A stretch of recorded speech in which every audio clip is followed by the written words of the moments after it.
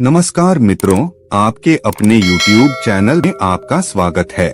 मित्रों, प्राचीन वेदों में सूर्य को सर्व जगत की आत्मा कहा गया है। समस्त जीवों की आत्माओं का ऊर्जा स्रोत सूर्य देव ही है। सूर्य से ही सृष्टि पर जीवन है। सूर्य का शाब्दिक अर्थ प्रेरक होता है। यह सर्व प्रकाशक, सर्व प्रवर्तक होने से सर्व कल्याणकारी है। यजुर्वेद में कहा गया है, चक्षु सूर्योजायत, अर्थात सूर्य भगवान का नेत्र है। इसीलिए साक्षात भगवान सूर्य की किरणों के माध्यम से समस्त संसार का संचालन करते हैं। मनुष्य को सूर्य भगवान को जल देकर उनका आभार प्रकट करना चाहिए। यदि नित्य सूर्य को जल देना संभव नहीं है तो व्यक्ति को रविवार के दिन सूर्य देव को जल अवश्य ही देना चाहिए। इससे मनुष्य को सूर्य देव की कृपा प्राप्त होती है। मित्रों, सूर्य इस संपूर्ण सृष्टि के प्रत्येक जीव का आधार है। सूर्य देवता के बिना तो जीवन की कल्पना भी नहीं की जा सकती है। परम तेजस्वी सूर्य देवता की उपासना करने की परंपरा अत्यंत प्राचीन काल से चली आ रही है। सूर्य देवता की पूजा के साथ ही उन्हें अर्घ्य देने का भी प्रचलन है। सूर्य देवता को अर्घ्य देने से मनुष्य के जीवन में कई सकारात्मक और चमत्कारी बदलाव होते हैं।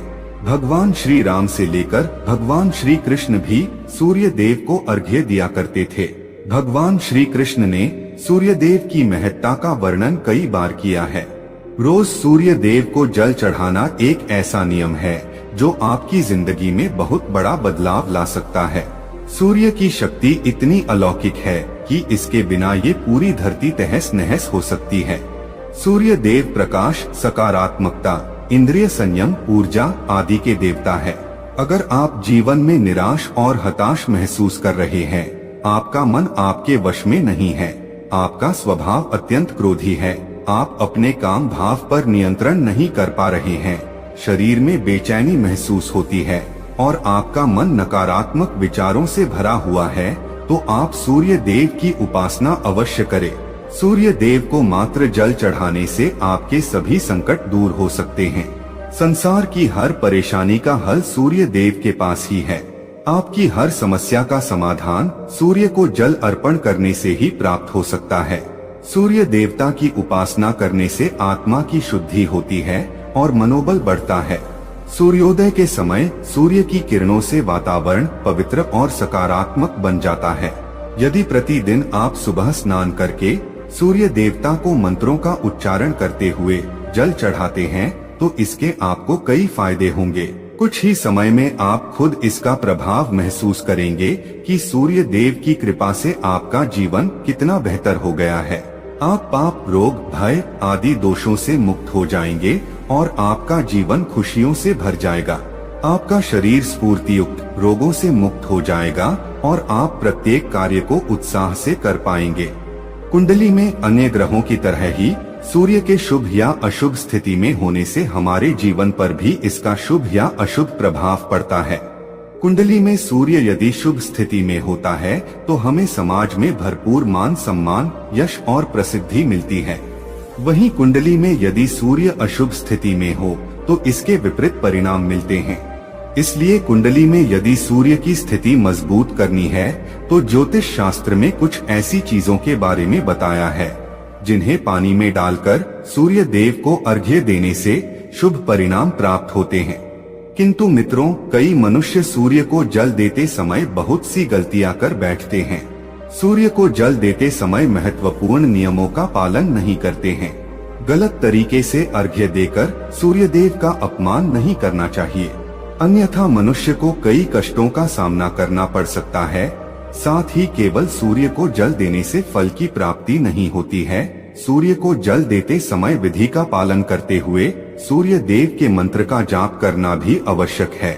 तभी सूर्य को जल देने का फल मनुष्य को प्राप्त होता है। ज्योतिष शास्त्र के अनुसार सूर्य देव अप्रसन्न होने पर मनुष्य की बुद्धि का नाश हो जाता है। उसे चारों ओर से अपमान का सामना करना पड़ता है। ऐसे व्यक्ति की आंखों की रोशनी चली जाती है और उसे गंदा भोजन प्राप्त होता है। फल स्वरूप व्यक्ति की विद्या कम हो जाती है। वह जो कुछ भी पढ़ता है उसे तुरंत ही भूल जाता है।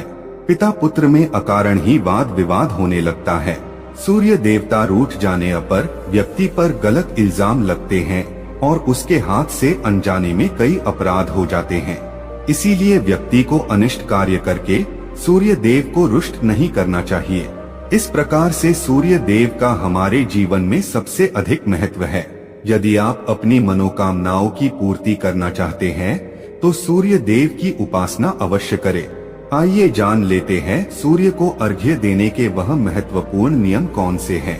सूर्य को जल देते समय हमें कौन सी गलतियां नहीं करनी चाहिए और सूर्य को जल देते समय कौन से मंत्र का जाप करना चाहिए ताकि हमें सूर्य उपासना का संपूर्ण फल प्राप्त हो।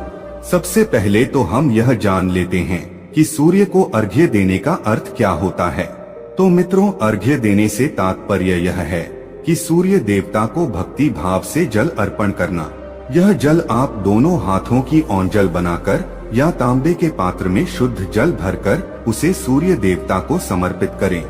लेकिन ध्यान रहे कि यदि आप हाथों की ओंजल बनाकर सूर्य देवता को अर्घ्य दे रहे हैं तो अपने हाथों की तर्जनी और अंगूठे को एक दूसरे से जोड़कर ना रखें, यानी कि एक दूसरे का स्पर्श ना होने दें। दोनों हाथों के अंगूठों को फैलाकर रखें। यदि हम तर्जनी और अंगूठे को जोड़कर रखते हैं तो यह राक्षसी मुद्रा बन जाती है और इस मुद्रा में सूर्य को अर्घ्य देना अशुभ माना जाता है। यदि आप पात्र में जल भरकर सूर्य देवता को अर्घ्य दे रहे हैं तो भी उस पात्र को दोनों हाथों के अंगूठे का स्पर्श ना हो, इसका ध्यान रखें। अर्घ्य देते समय अपने दोनों हाथों को ऊपर उठाकर पात्र को पकड़े और सिर झुकाकर रखें। सूर्य देवता को अर्घ्य हमेशा सूर्योदय के समय देना चाहिए। उगते हुए सूर्य की उपासना करना हमेशा ही शुभ होता है। सूर्योदय के 2 घंटे बाद अर्घ्य देने का कोई भी औचित्य नहीं होता है। यदि किसी कारणवश आप सूर्योदय के समय अर्घ्य ना दे सके तो 3 बार अर्घ्य देने के बजाय 4 बार अर्घ्य दें और सूर्य देवता से क्षमा मांग लें। इससे दोष कम हो जाता है। सूर्य को जल तांबे के पात्र में ही देना चाहिए। तांबा को सूर्य देव की प्रिय धातु माना गया है, इसीलिए सूर्य को जल देने के लिए केवल तांबे से बने पात्र का ही प्रयोग करना चाहिए। अन्य धातुओं से बने पात्रों में सूर्य को अर्घ्य देने से कोई लाभ प्राप्त नहीं होता है। परमात्मा ने सूर्य को जगत में प्रकाश करने, संचालन करने, अपने तेज से शरीर में ज्योति प्रदान करने तथा जठराग्नि के रूप में आमाशय में अन्न को पचाने का कार्य सौंपा है। इसी कारण से तांबे के पात्र में रखे जल को पीने से व्यक्ति पेट से जुड़े रोगों से भी मुक्त हो जाता है। उस तांबे के पात्र में गंगाजल या पवित्र नदियों का जल भरें। यदि ऐसा संभव नहीं है तो शुद्ध जल का प्रयोग करें। मात्र जल से कभी भी अर्घ्य नहीं देना चाहिए। जल के पात्र में जल के साथ मुख्य रूप से कोई भी लाल फूल, लाल चंदन और अक्षत जरूर डालें। आप चाहें तो इस जल में थोड़ा सा घी, शहद, दूध या गुड़ इत्यादि भी मिला सकते हैं। सूर्य देव को अर्घ्य देने का सही समय तब होता है जब सूर्य लालिमा लिए हो, अर्थात जब प्रातः काल में सूर्य लाल रंग का दिखाई दे तो उस समय अर्घ्य देना सर्वश्रेष्ठ फल देता है। मित्रों, यदि आपने सूर्य को अर्घ्य देने का संकल्प लिया है तो यह संकल्प कभी नहीं तोड़ना चाहिए। जितने दिनों का भी आपने संकल्प लिया हो उतने दिन सूर्य को अर्घ्य अवश्य देना चाहिए। यदि आप संकल्प को पूरा नहीं कर सकते तो ऐसा संकल्प नहीं करना चाहिए, इससे सूर्यदेव रुष्ट हो जाते हैं। दोस्तों, भगवान श्री कृष्ण ने सूर्य देव को जल देने का मंत्र बताया है जिसका उच्चारण अवश्य ही करना चाहिए। वह मंत्र इस प्रकार है: ओम खगोलकाय नमः। इसके अलावा आप ओम घृणी सूर्याय नमः इस मंत्र का जाप भी कर सकते हैं। इस मंत्र का उच्चारण करके सूर्य को जल देने से दरिद्रता का अंत होता है और व्यक्ति को सुख समृद्धि की प्राप्ति होती है। दोस्तों, सूर्य देव की महिमा अपरंपार है और प्रतिदिन ही हमें उनका आभार मानना चाहिए। परंतु ज्योतिष शास्त्र में मुख्य रूप से रविवार का दिन सूर्य देवता का दिन माना जाता है। इसलिए अपनी कुंडली से सूर्य दोष को दूर करने के लिए आपको रविवार के दिन विशेष रूप से सूर्य देवता का उपवास रखना चाहिए और सूर्य से संबंधित वस्तुओं का दान करना चाहिए। सूर्य देव से संबंधित वस्तुएं हैं तांबा, गेहूं, गुड़, चंदन तथा पीले रंग के वस्त्र आदि। इन वस्तुओं का रविवार के दिन दान करने से व्यक्ति के सभी दुखों का अंत होता है। यदि आप बीमार है अथवा घर में सूतक है या अन्य कोई समस्या है जिसके कारण आप सूर्य देव को अर्घ्य नहीं दे पा रहे हैं, तो इसके लिए शास्त्रों में मानस पूजा का प्रावधान किया गया है। यानी कि आप अपने मन में ही सूर्य देव को अर्घ्य दे सकते हैं। मित्रों, सूर्योदय पूर्व दिशा से होता है और यदि किसी कारणवश सूर्य देवता दिखाई नहीं दे रहे हैं तो आप उनका मन ही मन स्मरण करके पूर्व दिशा की ओर मुख करके उन्हें अर्घ्य दे सकते हैं। लेकिन कभी भी सूर्य को अर्घ्य देने का संकल्प ना छोड़े। तो दोस्तों, इस प्रकार से आप भी सूर्य देव को अर्घ्य देकर सूर्य देव की कृपा प्राप्त करें। तो दोस्तों, यह कहानी आपको कैसी लगी हमें कमेंट सेक्शन में जरूर बताना, और अच्छी लगी हो तो इस चैनल को सब्सक्राइब जरूर कर लेना।